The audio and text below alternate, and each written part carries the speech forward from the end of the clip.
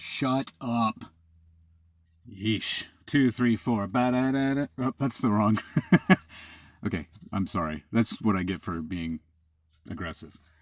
Ba-da-da-da-da-da-da. Stid-it-da-da-da-da-da. Beady-ba-ba-ba-ba-ba-dee-ba-da-dee-ba. Hey! Hi, everybody. My name is Jimmy Calloway. Hi. I did not go to the comic book store this week. In fact, I've barely left my house at all. I mean, obviously, I'm all for, quarantine and flattening the curve and all that stuff, but I haven't even, gone to the store for a couple days. But I still have Picks of the Week. Picks of the Week. Ba-da-ba-da-ba-now. Sorry, I also just woke up. Actually, I just woke up this morning at 3 a.m., and then I did my day job, and then I went back to bed at 10 a.m. Right? It's living that pandemic life, baby. Okay. So my local comic book store, or LCS as we say in the industry, is still running a buy two, get one free trade paperback special, and they are also doing delivery. I don't know, because even Lone Star Comics out of Texas, where I do a lot of my mail order business, they've shut down. Even though they're not even open to the public. I don't know why, but I guess Texas shut everyone down. What is this? This is not your COVID-19 wrap-up. This is the comic book thing. What I'm trying to say is, I got some comics this week. All right. So first up, let's see here. We have a couple more TKO books. I got The Fearsome Dr. Fang, and I don't recognize any of these names except for Dan McDade. He's a colorist. But I've now read 3 TKO books, and man, they are good. I guess I'm not too surprised that these all got past me, because it is kind of a smaller press, even though they have some, name people, names that I do actually recognize, but they still somehow got right past me. When I used to get previews, then I was up to date on everything, and so I never missed stuff. But then I would end up spending hundreds of dollars a week if I did that. So I had to, once I stopped working at a comic shop. But anyway, from what I looked at, this is a bit of a throwback to the old pulp serials of the 30s. When Asian people were the villain. That's all gone the wayside now. I think the Asian guy is the hero in this one, despite the title. It's like a pulp story where Fu Manchu is is the good guy. I don't know. And then I also got The Banks, which is by Roxane Gay and Ming Doyle. Roxane Gay I don't know very well, but she's more well known as a writer of, serious things. I know her name. I'm woke enough to know her name. I'm not woke enough to have read any of her stuff, even though I do own the Best American Short Stories anthology that she edited, I want to say 2 years ago. But I haven't read it yet. I also haven't read this yet, and I don't want to know much before I go into it, but it looks as though it is a family gangster tale, and I'm all for that sort of thing. So those are the 2 that I bought, and then the third that I got is Dead Eyes Volume 1. Now, this book was originally solicited by the Image Comics Group. Right, it's an Image book. Where's the logo? Oh, it's right there. It was originally called Dead Rabbit, and maybe I should have looked this up before rolling out of bed and recording this. I'll look it up for next week. It was called Dead Rabbit originally. Warren down at the shop said it was a long story as to why they had to change it. Who cares? It's written by Jerry Duggan, who's done a lot of work over at the Marvel Comics Group lately. Probably most well known for his writing on Deadpool. He also wrote Analog for the Image, and that was really good. I haven't read volume 2 yet, but I read the first volume. And so this is another gangster I think it's like an Irish tenement gangster story type thing. But I'll report back next week. Okay, that was Picks of the Week. Now Picks of last week. Sorry.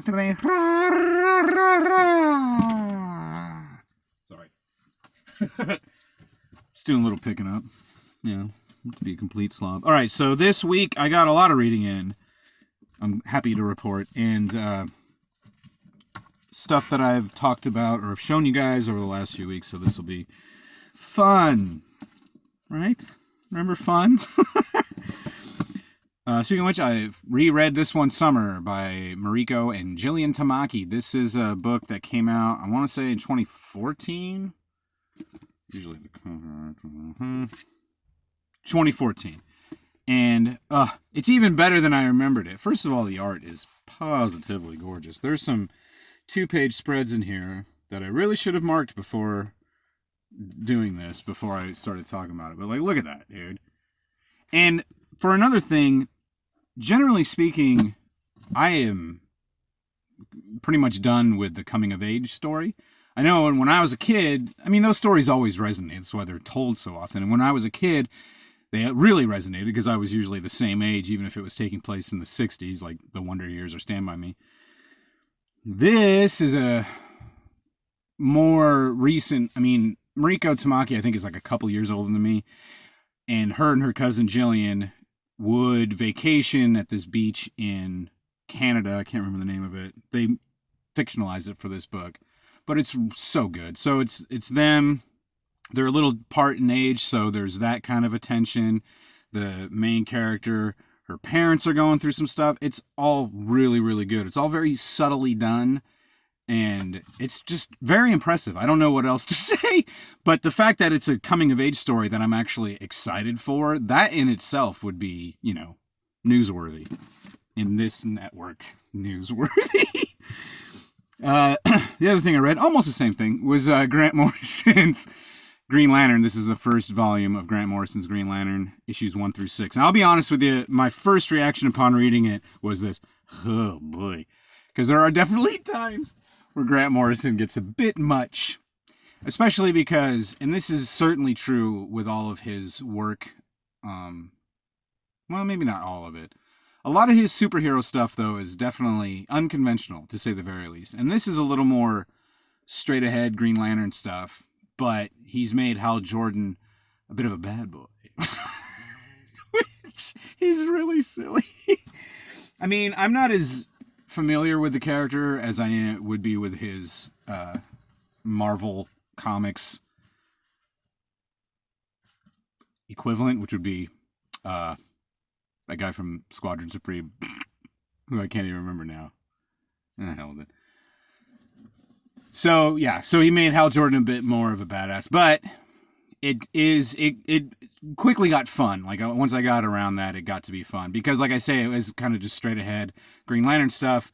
I'm sure DC is aware that a lot of dorks like me who don't read a lot of DC books, or even necessarily a lot of superhero books, are going to pick this up because Grant Morrison's name is on it, and they are right. I will read anything Grant Morrison does. But like with he wrote Batman for a few years, for which I was super excited, but by the end of his run, I was like, can we wrap this up? I don't want to keep buying Batman every month. Because even Grant Morrison writing the character, I get bored with DC characters. But this is the brand of storytelling that Grant Morrison is well known for. Diluted just a bit, because a lot of his, especially his early stuff, like Doom Patrol and Animal Man, which I still haven't read, or like The Invisibles, which I have read, very dense, very, you have to be paying a lot of attention to follow the story. He does not spoon feed anyone, which is the appeal. This is it's a little easier to follow, but it's still, he doesn't connect any dots for you, and that's the fun part about reading Grant Morrison books. Hi, I feel like your local librarian who just got out of college. And then finally, well, almost finally, I read my other TKO book this week, Jeff Lemire and Gabriel Walta's Sentient. Holy mother. Yeah, everything I've read by TKO so far has been super duper good. This is another book where the art does a lot of the heavy lifting. Jeff Lemire is always going to be one of my favorite writers, and has been. He's also one of my favorite artists, even though he doesn't draw this. Gabriel Walta, though, has become one of my top 5 or so over the last 10 years. I thought there were more 2-page spreads in this, so I'm not seeing any now. But the art is gorgeous. This is the first time I realized how much Walta takes a page out of the book of John Romita Jr. If you're familiar with his work at all, I see a lot of that influence now. And it's always been there. I just don't know why I never saw it before. It's a great science fiction story, though, about a ship of colonists from Earth going to a colony on another planet way out in space, and then something happens to all something happens to the crew, and in which the children are kind of put in a position to take over. It's very, very good. And Lemire's been doing a lot of stuff with robots lately. This is definitely would be sort of a companion piece to Descender and Ascender. They're not in the same universe, but it's definitely in the same sort of ballpark, or a robot equivalent thereof. So yeah, it's really good. I like robot stuff. I don't really... There's like kind of broad genres that I dig that I'm not super fluent in necessarily, not very conversant. I like jungle adventure. I like robots. I like... what other goofy shit do I like? Stuff like the cowboys. I like stuff like that, but I don't know everything. You know what I mean? I can't, like... I don't know. Anyway. I'm sorry. I gotta tell you, with this whole pandemic, and I've been saying this since the beginning, I feel like it's really playing to my strengths and being simultaneously terrified and bored stupid. I kind of got it, but that's the other thing, is I've done it so well for so long and I'm tired of doing it this whole month anyway. What I also managed to get done during this last week is Bomb Run by John Severin. This is a Fantagraphics collection of John Severin's war stories for the EC Comics line of the 1950s. Fantagraphics, I think I might have mentioned this. No, I was telling my friend Adam, was asking me for horror recommendations, and I said, well, the EC Comics line, Tales from the Crypt, etc., that's the name everyone's familiar with. Those are so good, and those have not lost a step in the 70 years since they were produced. And these Fantagraphics collections are a little... These are very, I would say, almost... These aren't for like kind of the casual EC Comics fan, I think I would say. For one thing, they have a $30 cover price. That's actually pretty decent for this. They're not in color, which does kind of bother me. The originals were in color, and...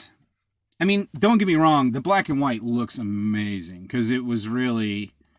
Color was brand new back then, you know, as far as comics went. Not brand new, but, you know, relatively new. And the EC Archives, which is an oversized series of books that collects these stories, but in color. In fact, recolored by Marie Severin, who is John Severin's sister, and a professional comic book colorist her whole career. I like those a little bit better, but I like these because they grouped them by artists. And John Severin was these war books were his main thing in the 50s. I knew him as a kid because he drew for Cracked magazine, right up until it folded, I want to say, like in 07. And then, as a magazine, or as a Mad ripoff. And then, that was how I knew who he was. But yeah, he got his start drawing for EC. And he drew a ton. He drew a bunch for Marvel and DC also. And there's also good, like, I don't know if you call them articles, but, you know, these little essays that, because there's, believe it or not, guys who are even more into 1950s comics than me that have studied a lot about it. But one thing I did not know about John Severin is the reason he didn't draw the horror line was because he didn't like it. He just didn't like horror. He was kind of a conservative dude. And also, apparently, Al Feldstein, who was the kind of the second, where he was like in the top 3. It was like William Gaines was the publisher, and then Feldstein was the like group editor, and then like Kurtzman was like the war editor or something like that. Anyway, they didn't like each other, so there was that. So as soon as Harvey Kurtzman left, and Harvey Kurtzman and John Severin had gone to high school together, Severin pretty much left too. Before that, though, I'm sorry, I'm getting all blue. Yeah, he wouldn't draw horror books, and apparently Feldstein, or one of the other guys, was really breaking his balls and said the reason he doesn't do horror books is because he can't.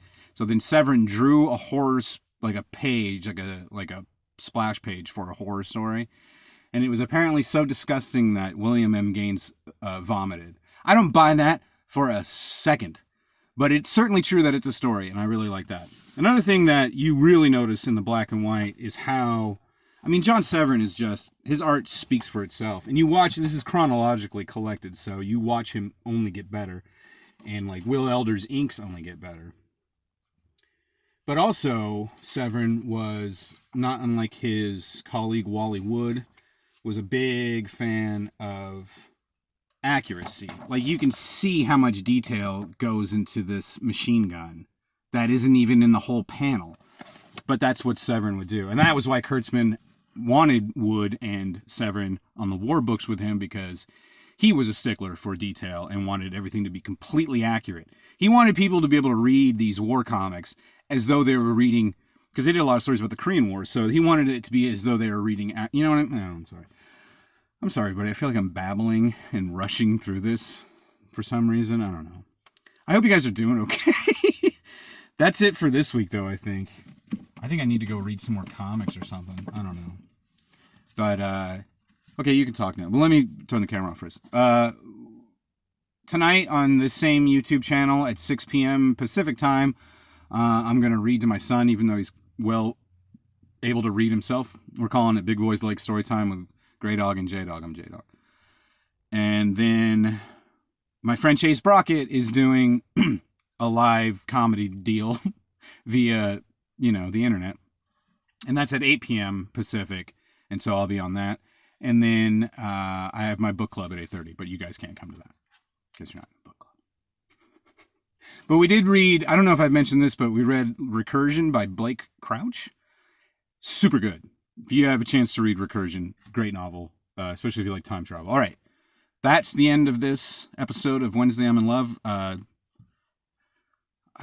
Hopefully we can get new comics. 1, 2, 3, 4. Ba-da-dee-ba-ba-ba-ba. Maybe that's it. Maybe I'm all off because I